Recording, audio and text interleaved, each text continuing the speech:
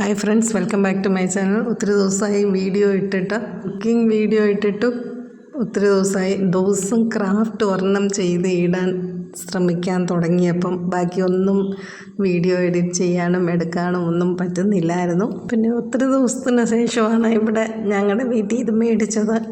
ചൗച്ചൗന്ന് നമ്മൾ തമിഴിൽ പറയും. ഇവിടെ കേരളത്തിൽ ഞാൻ അധികം കണ്ടിട്ടില്ല. ഇതിനെന്തോ പേര് പറയുമെന്ന് എനിക്കറിയത്തില്ല. എന്നാൽ എനിക്കൊത്തിരി ഇഷ്ടമുള്ള സാധനമാണ്.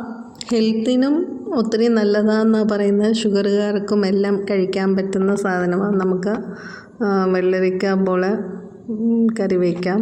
ഒത്തിരി രീതിയിൽ മോര് കറിക്കകത്ത് ഇടാം.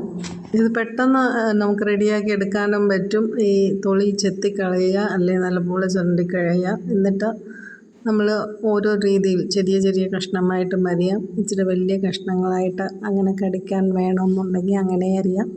ഞാൻ കുഞ്ഞതായിട്ടാണ്. എനിക്കെല്ലാം ഇൻസ്റ്റൻറ്റ് പാചകമാണ്. അധിക സമയം അടുക്കളയിൽ നിൽക്കാൻ സമയമില്ല.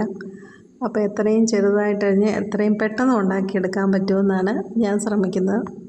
എല്ലാ തിങ്കളാഴ്ചയും കുക്കിംഗ് വീഡിയോ ഇടണം എന്ന് പ്ലാൻ ചെയ്തതാണ്. ഇപ്പം കൃത്യം ഒരു മാസമായിട്ട് കൃത്യം നടക്കുന്നില്ല. അതിന് പ്രത്യേകിച്ച് റീസണൊന്നുമില്ല. പിന്നെ എന്നും വെറൈറ്റി വേണ്ടേ.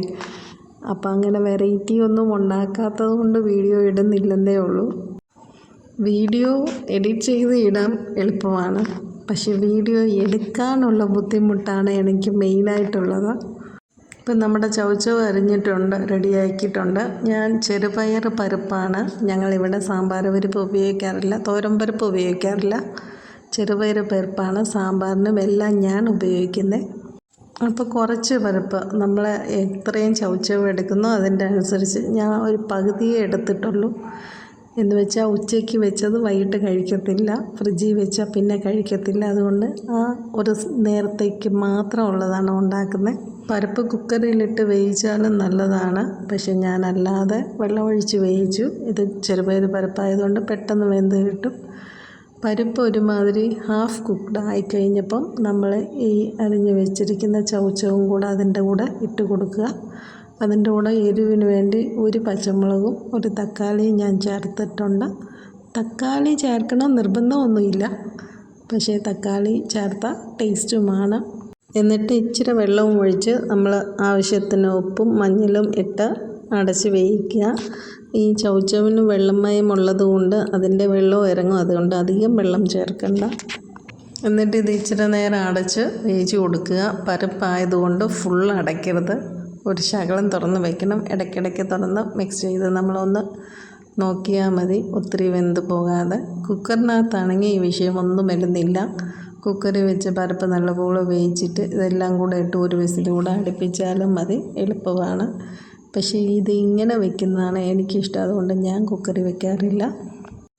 സാമ്പാറാണെങ്കിലും നമ്മൾ കുക്കറിൽ വെക്കാതെ ഇങ്ങനെ വെക്കുമ്പോൾ അതിന് പ്രത്യേകം ഒരു മണവും രുചിയുമാണ്. ഞാൻ മോസ്റ്റ്ലി ഇങ്ങനെയാണ് വെക്കാൻ ശ്രമിക്കുന്നത്. ഇപ്പം നമ്മുടെ പരിപ്പും ചൗച്ചവും ഒക്കെ ആവശ്യത്തിന് വെന്തിട്ടുണ്ട്. ഇനി നമുക്ക് ചെയ്യേണ്ടത് എണ്ണ ഒഴിച്ച് കടുക് പൊട്ടിക്കുക.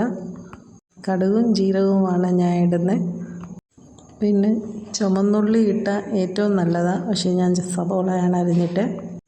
എന്നിട്ട് കറിവേപ്പിലയും ഇട്ട് നമ്മൾ റെഡിയാക്കി വെച്ചിരിക്കുന്ന പരിപ്പും ചൗച്ചവും കൂടെ ഇതിൻ്റെ കൂടെ ഇട്ട് ഒന്ന് തിളപ്പിച്ചെടുക്കുക. ഇറക്കാൻ നേരം ഇച്ചിരി മല്ലിയിലയും കൂടെ ഇട്ടാൽ നല്ലതാണ്. എൻ്റെ കയ്യിൽ മല്ലിയില ഇല്ല, അതുകൊണ്ട് ഞാൻ ഇന്ന് ഇട്ടില്ല. അപ്പോൾ നല്ല ചൂട് ചോറും ഇതും കൂടെ കൂട്ടിക്കഴിക്കാൻ എനിക്ക് ഭയങ്കര ഇഷ്ടമാണ്. അപ്പോൾ എല്ലാവർക്കും ഇഷ്ടപ്പെട്ടെന്ന് വിചാരിക്കുന്നു. Thank you for watching.